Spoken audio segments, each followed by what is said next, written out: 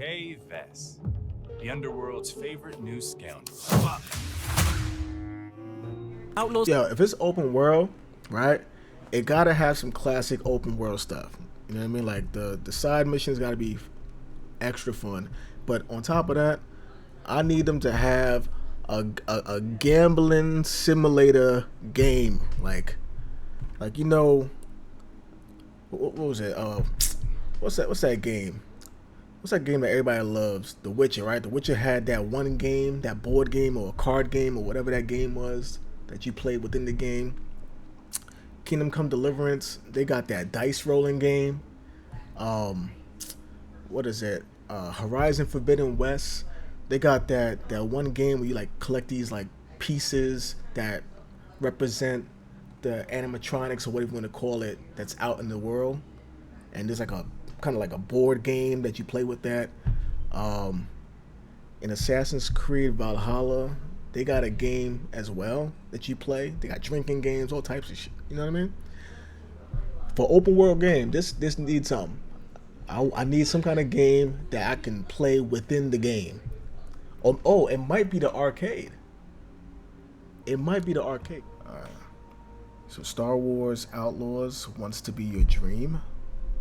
Open galaxy. Your dream open galaxy. Not sure what they mean by that, but let's find out. Games is really tough. Making open world games is really, really tough. And making Star Wars open world games is the next level of difficulty.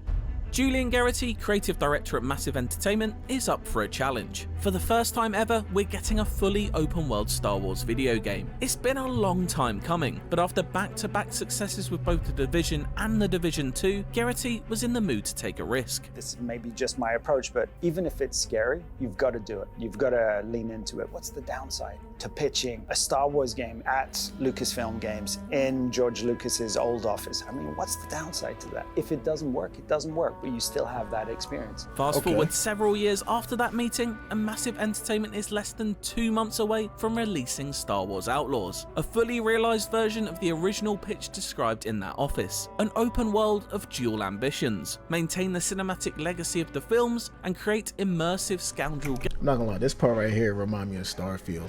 You know what I mean? And I enjoyed, I guess I'm one of the few people that enjoyed Starfield.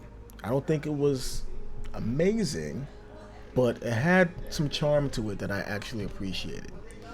I think it's fair to say, at least for me, the main story didn't really care too much for it, but everything outside of it, all the side stuff, the factions, like the random encounters, I enjoyed it very much. You know, so Starfield, that's just how I look at it. The main stuff, everything around the main stuff, the random encounters, the extra faction missions and all that was really, really dope. Enjoyed a lot of it. You know what I mean? So, gameplay that grants you the freedom of the galaxy. I think it's taken this long to get an open world Star Wars game because of how, excuse the pun, massive it is to build a game like this. There are only so many studios in the world who build. You can ride that on water? Scale. Okay. The door is then open for Massive to come to us and say, this is what we're interested in doing. This is the type of game design and gameplay we want. This is what we're thinking about in terms of an archetype. Where does that fit? It's the outlaw player fantasy, and it's open world. Those were the two main pillars that we pitched. Why open world? You know what's so crazy? They keep saying open world like it's the first open world. Was Star Wars what was the one? They had two versions of it with Cal Kestis or something like that. When it was actually using lightsabers. Fallen Order and then Survivor. I mean, Survivor they both felt pretty open. I mean, what determines a game to be actually open world? Like, is it the order that you choose to do missions? Like having the freedom to go start a mission from anywhere? Starting any mission? If there's like 5, you could choose what order you want. Is that what it is? Or is it like having access to different planets, different areas, and being able to just traverse wherever you want. I mean, I don't know what makes them determine what is open world, but honestly, I thought Survivor and I think kind of even the one before, I thought those were both open world games. I mean, the story was linear, but as far as like you can traverse to any area whenever you want, that felt pretty open to me.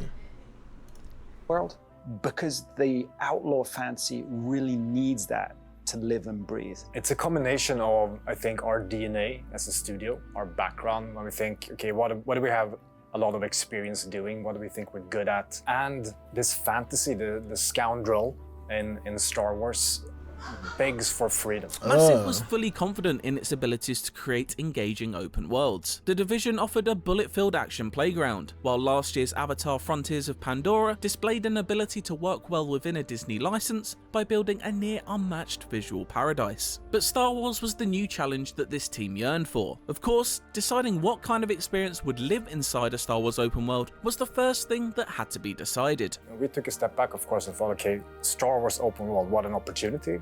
What does that naturally want to be? And it wants to be the full scale from the very small to the very big, meaning... Oh, I like how that looks. That scenery looks crazy. And I know this will probably look even better when you're actually playing it. Because, you know, this is all like... The visuals is dumbed down, you know, through being uploaded and all that. This probably looks really dope when you're actually playing it. I'm not gonna lie. I'm more excited for this game than I am for Shadows. Like Shadows, don't get me wrong, I'm gonna play it and I'm gonna find my way to enjoy it, that's for sure. But with Shadows, I don't know what story they're gonna tell. So I'm you know, I don't know what's going on with that. But this feels new. You know what I mean? I always thought it would be cool to have a Han Solo game where it's like Uncharted but in the Star Wars universe. And that's basically what they're giving us. It's just instead of Han Solo, it's Hannah Solo. Hannah Solita. Sitting inside a cantina playing Sabak, being able to walk through the street, jump on your speeder, drive across the planet's surface, park literally your bike in your own ship, take off into space seamlessly. That vision of full scale helped secure a green light from Star Wars custodians, but getting Lucasfilm's blessing was just the key in the ignition. Translating the cinematic spectacle of the original Star Wars movie trilogy into an open world, set between Empire Strikes Back and Return of the Jedi, two of the most iconic films of all time, was the actual challenge. Damn, I might have to rewatch those movies, bro. I don't remember anything that happened in those movies. That Massive set out to address in every aspect of Outlaws, from the way it looks and sounds to the type of action-adventure gameplay it supplies. Ooh, that was smooth. Hyperdrive.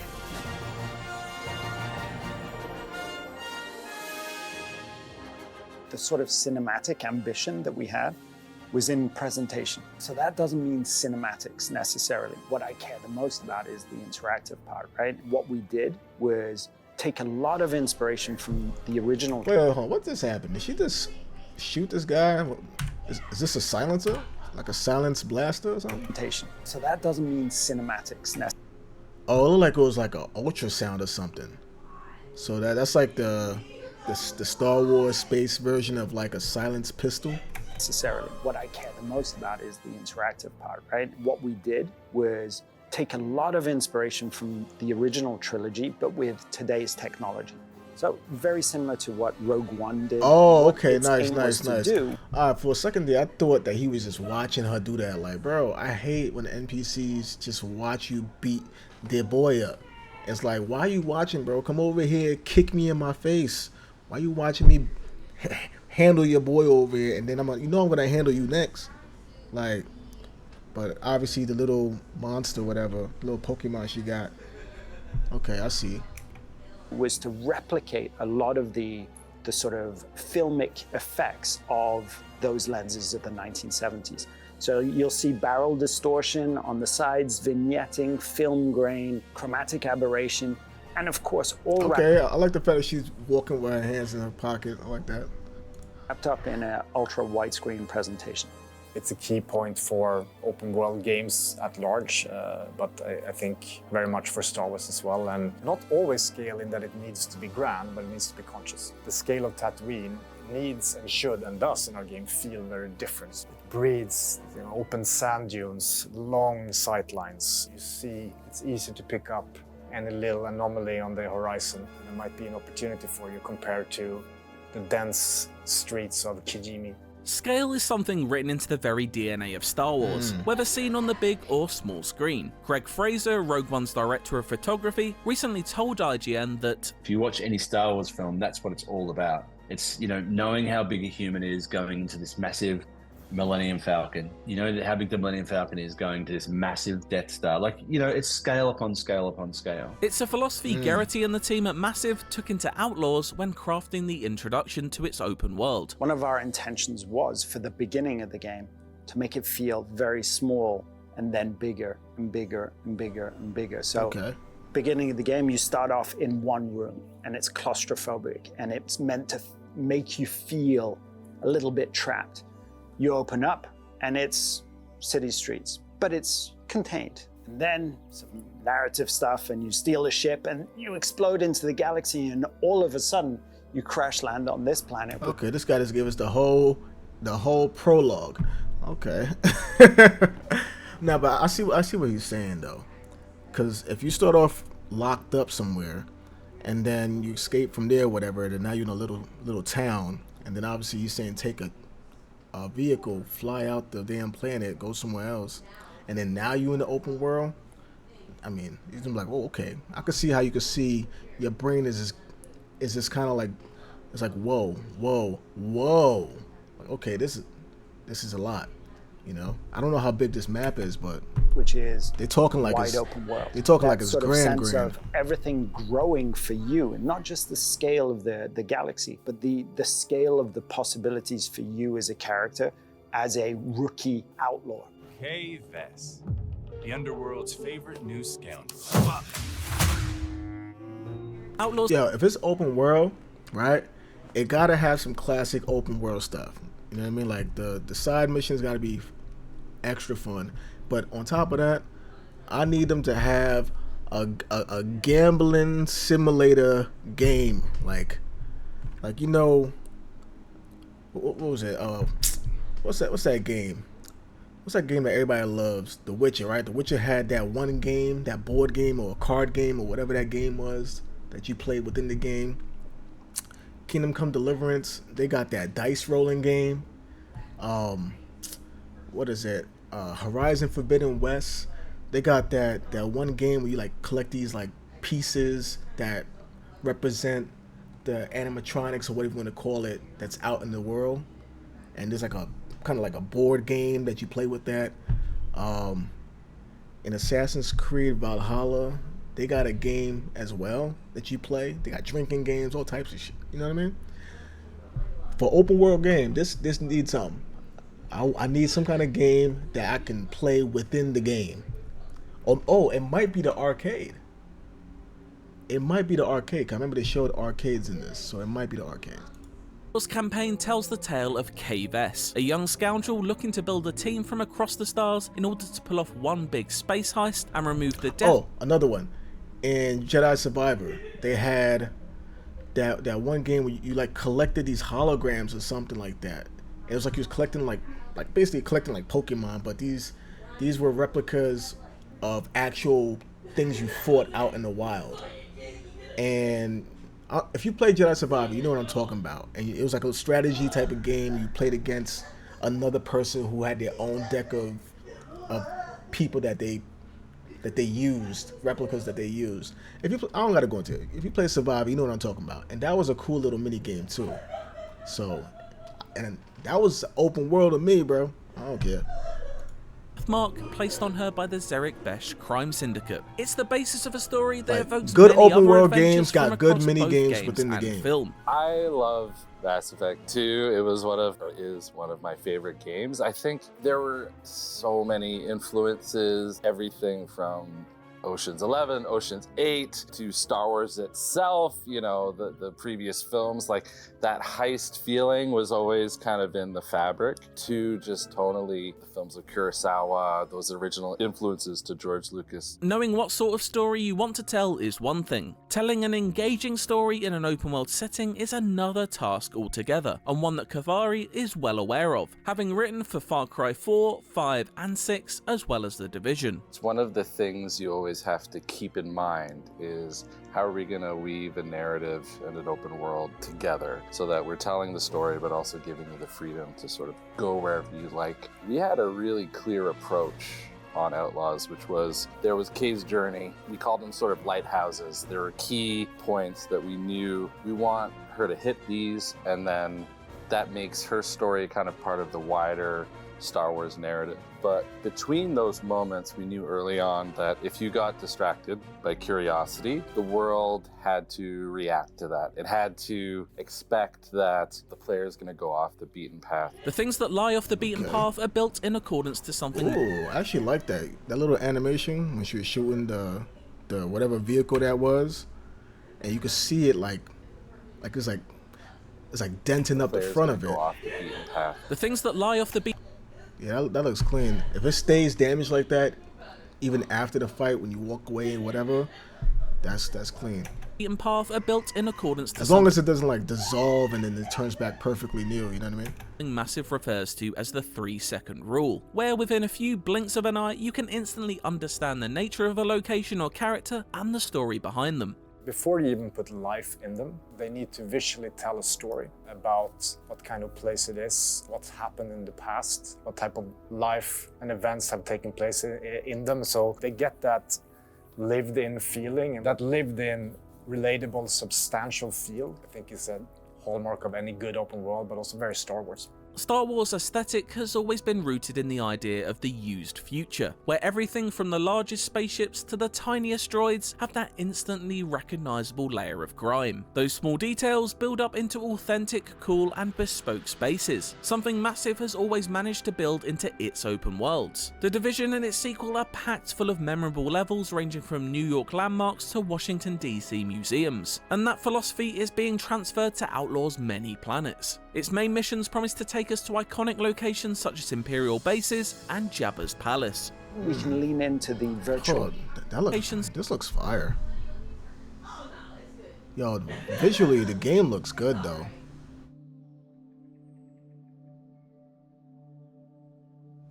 They got lock picking mechanics too. Okay. This looks clean, bro. Such as Imperial bases and Jabba's palace. We can lean into the virtual tourism aspect of, hey, what is the distance between the moisture farms and Mos Eisley and the cantina? There is a linear roller coaster story golden path, if you will. And around that, of course, there's the open world. That's the dream I know I had as a kid. That is what I've always wanted from a Star Wars game, is that, you know, when I'm on a journey, when I'm entering into a quest, it might start on foot. They might start navigating a High Republic cruiser that's crashed, but I want to be able to jump into my speeder and blast off, hop into the Trailblazer, take off into space, maybe land in a space station and meet some characters that factor into my quest or journey along the way. And so that sort of connective tissue of planet or moon to space was crucial, because that's kind of the fantasy that I think players are hoping for. That fantasy and freedom is evidently at the core of Outlaws, and while all 5 planets and moons won't be instantly available to hyperdrive between, Garrity claims it won't be long into Kay's journey until the galaxy opens up. There's a very structured intro that leads you to crash land on Tashara, which is a moon that we created with Lucasfilm Games. And once you finish the sort of linear narrative on Tashara, the other planets open up. And there it becomes completely non-linear, and you can choose to tackle those in any order you want. Okay, that makes sense. So, I mean, that makes a lot of sense. You want to have it kind of controlled in the beginning, I guess, so you can get your point across, get your story across. Because, I mean, whenever I hop into a brand new open world game, if they give me freedom, like, from the start, like, by the time I get to the first main mission, I'm gonna be like 50 hours in the game. I mean, that's obviously if they have a lot of content on the side, like side missions, random encounters. You know, if it's just fun to go around causing mischief, I'm gonna be out there doing all types of crazy stuff other than playing the main mission until I get to the point where I'm like, all right, I think I kind of done everything else. I got hella bread, you know, from stealing or whatever. Got a whole bunch of money. I bought everything that I probably would care to buy. I'm already leveled up, maxed out all my abilities, you know, considering if you're able to actually level up by just doing whatever other things outside of main missions, then I'm like, all right, let me beat the game now. So let me finish this game. All right, let's go to mission 1. Like that's how I play these games.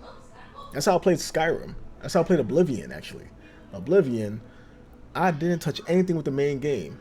I went and explored everything, and then when I finally, after hours, like tens of hours of playing Oblivion, probably even over 100 hours, I had everything. I was like, all right, let me beat this game. I went and beat the game in like 8 hours or something like that, like real quick.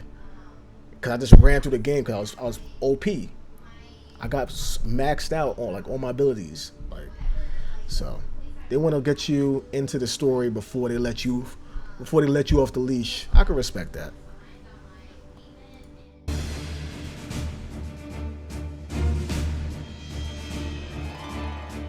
Exploration of these worlds is highly encouraged, with maps that are not, at least initially, flooded with icons and points of interest, because you're seeing these places from a fresh perspective. Kay as a character hasn't seen the galaxy. So the first time Kay comes to Toshara is the first time you come to Toshara. And it's not an unknown, uncharted place. So you'll have a Uncharted map where you can see there's, mountains over there and stuff, but discovery is what gives you more information. You're gonna have to take some risks. You're gonna have to go to a cantina and you can eavesdrop, pick up on some conversations that will lead you to another location that reveals a location within the open world that you have to get on your speeder to go and find. There will be a fog of war that you'll be able to clear up, and that's really where your curiosity will open things up even more. Each of Outlaws' worlds vary in size. Toshara, Massive's newly created moon, is around the same size as the jungle planet of Akiva, but a little smaller than the vast desert of Tatooine. It was less about how big,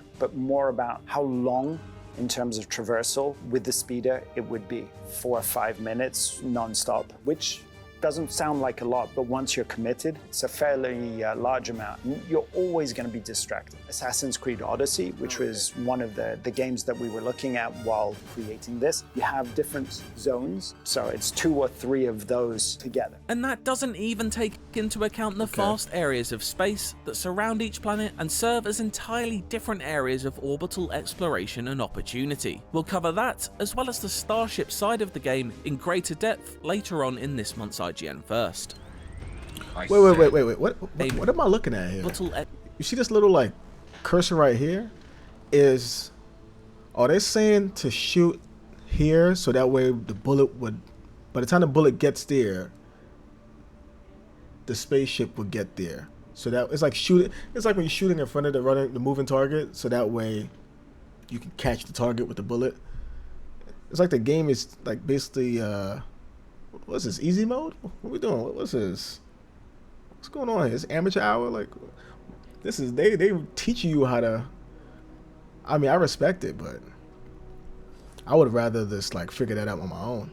Exploration and opportunity. We'll cover that, as well as the starship side of the game in greater depth later on in this month's IGN First.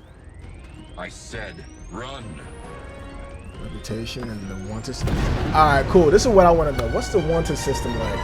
In terms of mission design, we've seen action ranging from stealth infiltrations, frantic dogfights, high-speed chases, and intense blaster battles, with some quests even evolving to include all these elements at different stages. Star Wars Outlaws is thus perhaps better thought of as a single-player narrative action-adventure in the wrappings of an open world, something more akin to Marvel's Spider-Man than dense RPGs like The Witcher or Ubisoft's recent Assassin's Creed games. Its mixture of popcorn action and blockbuster narrative ambition mission is a departure from Massive's gear-based experience on The Division. It's a new chapter in the continued evolution of a studio that started life as a real-time strategy developer. I think if you look at the evolution of open world between Division 1 and Division 2, there's a I don't know why this video sounds like he about to give it a ranking rating at the end of the video. It sounds like he does those videos, right? You can hear it in his voice. He does like the all right, here's the review, and then he gives you like a rating, like 8 out of 10, 4 out of 10. The life, a dynamism, a systemic quality to Division 2 that we didn't have in Division 1. I'm not talking about the presentation, the soft values at all. I'm talking about pure gameplay experience, single player or cooperative. That was very, very important to us to have as a living, breathing element that engages players while they're playing Outlaws. It's an evolution of what Massive has been doing in their games for years now, keeping worlds feeling bustling and alive even when set against post-apocalyptic backdrops or in the midst of galactic wars. Okay. In both Division games, but especially in the second one, developed what we call living world systems. So same thing here. We have systems that make sure that the world is always alive with movement, traffic, speeders zipping around, the Empire patrolling, the syndicates have footholds out there, sometimes more substantial events happen. It's really up to you if you want to engage or not. Perhaps Outlaws' most interesting method of breathing life into its open world is its approach to character progression. There's no leveling up or incremental stat boosts to drop experience points into. Instead, Kay's ability and equipment are linked to experts, people you'll meet across the galaxy who'll grant you upgrades in exchange for work. I heard you're the best shot on the planet. Oh, and you want to be second best. They are full-on characters. You don't know exactly who they are, what exactly they have to offer you, and how to reach them from the very beginning. So there's this journey of discovery here as well. Intel, clues, okay, I think there's a guy or gal or something that can do good things to my speeder here. Meaning these are really strong incentives for you to move around and journey through the world and expose yourself to other fun things on the way. And once you reach them, there's a character there to interact with and an adventure to go on, because they want instantly just, oh, here you go, right? And then they essentially open up a little regional progression for you where the nature of unlocking those things is also very tangible. For example, after finding a Jawa by sourcing their location from overheard intel at a cantina, you can complete a mission for them in order to gain a new skill. In this case, it's to venture into a dead Sarlacc to find a pristine tooth from its second mouth, which you can then exchange for a laser turret for Kay's starship, the Trailblazer. It's a smart way of blending gameplay progression with narrative befitting of the Star Wars criminal underbelly. You can go on a journey with a character such as an expert who is going to teach Kay a new skill, give her a new upgrade, to her blaster. That skill, that upgrade definitely ties into Kay pulling off the heist, but it's also very much its own journey, which is in the Star Wars tradition as well. Another system aiming to marry gameplay with narrative is how Outlaws tracks Kay's reputation with each of the criminal syndicates. Her bond with each of the Hutts, Pikes, Crimson Dawn and Ashiga clan will strengthen or weaken depending on your choices in dialogue and mission objectives. I'm gonna finish it. Shame. Reputation in the positive direction unlocks a lot of things for you. Everything from actual access to territory that they control, where you might have been able to sneak in otherwise, to landing pads in the open world, discount with traders affiliated with the syndicate, unique, really exotic rewards, etc., etc. But if you really get on their bad side, that's another thing that you will feel dynamically in the game, because they actually send hit squads out for you in the open world. The reputation system doesn't just sit inside of missions though. Smaller opportunities regularly present themselves to boost your relationships among the syndicates. Here's the thing. I enjoy games that have a wanted system, as long as it's not like overbearing. And by overbearing, I mean, like, for example, in Starfield, if you're wanted, and let's say you're out here in space just like this, if you play Starfield, you know what I'm talking about. You try to go into a planet, oh, you got some contraband, oh, you're wanted from the galaxy for doing this. They don't even want to take you in, they want to blow your ship up. Or if you decide that you want to refuse getting taken, you have like 50 damn like police ships that pull up and they kill you in like 15 seconds. There's like no getting away. You can't even like fast travel out the damn galaxy. Like, I guess I'm not coming back here. You just gotta die. You know what I mean? So it's like, if I have a chance to like fight back, you know what I mean? I can understand if it's like levels to it. If there's like levels to it where it gets harder and more harder and harder, like in GTA, when you get 5 stars, you got tanks coming out. You know, you got the people that's coming out in the black trucks, SWAT. Like, I get it, but if you're nice in GTA, you can really stay alive for a hot minute. You know what I mean? You can endure that if you're really good at the game. So I want that when I'm like really, really good at the game and I got my skills in order and I have my abilities in order, I want that if I'm wanted, I can be like, all right, come get me. Catch me if you can.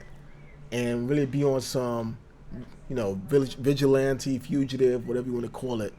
You know what I mean? Like, give me a chance to like outperform what's going on. Don't just let them insta kill me. Like, you know what I mean? That's the one thing I didn't like about Starfield. Trying to be a criminal, I guess. Trying to be the type of person that goes and hunts down these items that were illegal to have, and you barely got much of a good trade-off for it. Like, when you sold it, it was never the price that was initially presented to you when you first captured it. Like, you'll have these briefcases in Starfield. It's like, oh, this is 12,000 credits, and then you go to a vendor to sell it, and they only want to give you like 1,000 for it, 1,500 for it. It's like, bro, what happened to the other 8,500 credits? Like, why is it not worth not even half the value? Like, why even give me a value number if I'm not getting anything near that? Like, what's the point? Unless it's something that I'm missing. Maybe there's something you have to unlock in order to get the full credits. But it's like, I'm going through all this trouble. I know I'm on a rant right now, but I'm just saying, that was like a frustration in Starfield. I'm going through all this trouble trying to get this item, sneak this item, buying all these secret compartments in my ship so I can sneak this 15,000 credit item into this planet just so I could sell this 15,000 credit item for 2,000 credits. It's just ridiculous, you know what I mean? So that's where Starfield, they lost me with that one. But hopefully this is not overbearing when you are wanted on a high level. Hopefully it's still manageable if you know what you're doing. Might be smaller skirmishes where choosing to get involved can benefit you and the organisation you side with, and a strong bond may even help you out with the bigger threat looming over the galaxy. This is getting bad. Hold tight!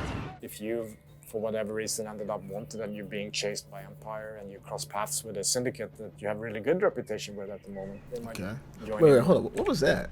Cross paths with a syndicate that you have really good okay. I was wondering, like, what the hell blew up?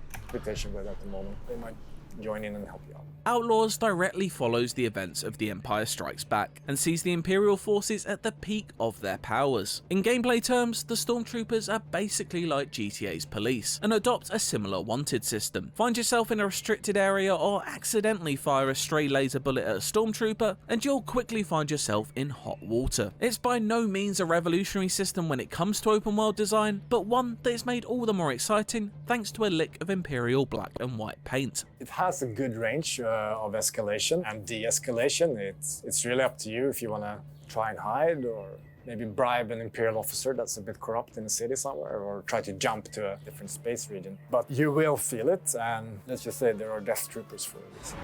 Hang on!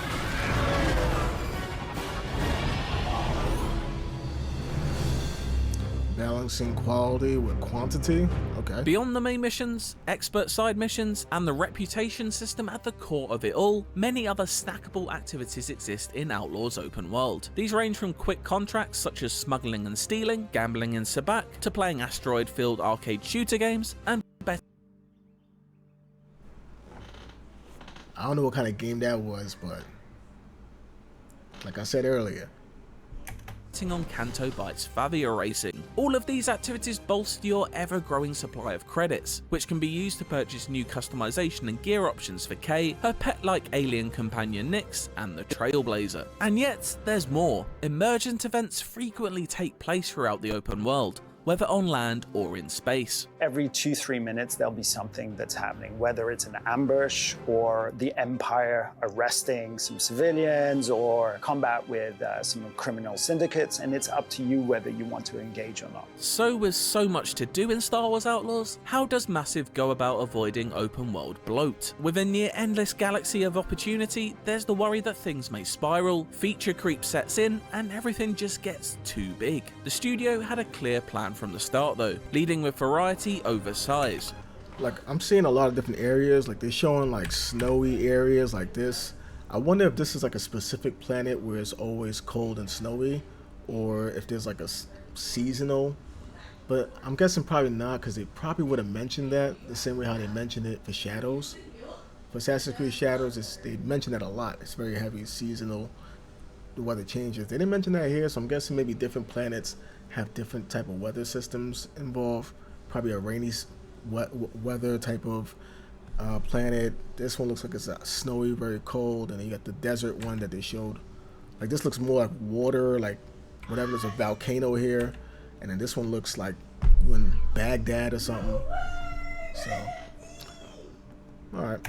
Quality over quantity, if you will. We don't want things to be just big for big sake. We need it to be contained, always fun, always proposing different activities. It's about calibrating size to substance. When you see something that breaks the pattern, that stands out for whatever reason, and you go there and look, there's something there to do, and that repeats frequently enough, and that the quests, the bespoke kind of content of the game makes use of it, so that it doesn't feel like a separate experience, but it's all one. Of course, no matter how much there will be to do in Outlaws, one thing that can be expected is a healthy helping of nods to the larger Star Wars galaxy. Lando is set to make an appearance, and we've already seen a glimpse of Han Solo and Carbonite, but it sounds like they might just be the tip of the iceberg. There's Easter eggs, there's characters that you'll Wait, why is Han Solo and Carbonite? Is he like, is his body in there, or? Again, I gotta rewatch the movies to see what happened. Like, is he dead?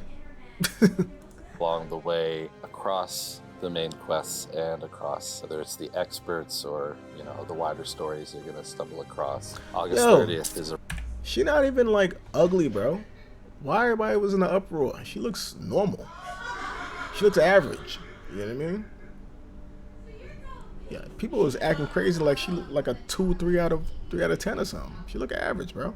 It's the experts or, you know, the wider stories you're gonna stumble across. August 30th is a really great date. I recommend bookmarking it in your calendar. August 30 is right around the corner. A short wait for many players for whom an open world game set in a galaxy far, far away has been a long-held dream. I could feel a similar passion for Star Wars coming out of each person I spoke to at Massive, and for them, I can't help but get the sense that that dream is a shared one. Making open world games is tough, and bringing open world to Star Wars may well bring an extra level of difficulty, but for Garrity and the team, it's been a challenge worth taking on. I'm not as young as I used to be, and I'm getting to that point where I think I can count the number of games I can do till I'm put out to pasture on one hand, and it becomes more and more important to me to choose what I do, because it's really important for me to do quality work with people that I love working with, and Star Wars is definitely bucket lists. So, where do we go next? Anywhere we want. We'll have more exclusive looks at Star Wars Outlaws for you throughout. She got a little tattoo. We'll have... I know one of y'all like Star Wars heads probably know what that means. That probably means something, right? Is that like a popular tattoos? Like a popular symbol or something? I know there's some Star Wars head that probably know what that means. They're not gonna just give her a tattoo that just means nothing, right? Like, that gotta be like a little Easter egg or represent something in the universe. I don't know, maybe it's one of two, the power of many or some shit. You know what I mean? Like, it gotta be something, right? Have more exclusive looks at Star Wars Outlaws for you throughout July, and for everything else, stick. Alright, man, I'm not gonna lie, that was pretty fire, bro. I'm not gonna front, that was pretty fire. I actually really liked what I just saw. I have nothing negative to say about what I just saw. Like, absolutely nothing negative to say about that at all. The game visually looks really good, right? Game looks, it looks amazing. I'm not gonna lie. The game looks amazing. The visuals of like being inside like these little like areas, these little like indoor areas, walking around the cantinas, whatever. I think it's fire, bro. Look at this. Game looks clean, bro. Oh, this is something else. This is the Division. But yeah, man, I'm excited. Very excited. Definitely gonna play this. I'm way more excited to play this than Shadows. I don't know if a lot of people feel the same way, but that's how I feel. I mean, what do you think? These two Ubisoft games, which one do you think is gonna do better? I have a feeling this might shock some people. I think this game is gonna shock some people. You know, I think it's gonna do a lot better than what people are thinking. As far as like the main story, I don't know what to expect. But I think gameplay could be really dope. You know, Assassin's Creed Shadows, I think they have a chance to do something really, really dope with the story because they're playing around with Nobunaga and basically creating a story as to what Yasuke could have been up to. So I think that's fire. Now, I don't really care about her story really.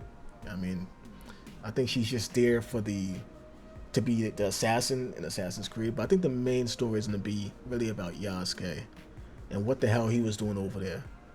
And I hope that's what I'm hoping for, because that's what I care about. Not because he's black, but because I'm actually interested in what they can create with his involvement in what really happened during that time with Nobunaga and like all the people that was basically there during that time when they basically started to turn on Nobunaga and all that extra stuff. I'm curious to see what's their interpretation of that, because I'm interested in that historical time period.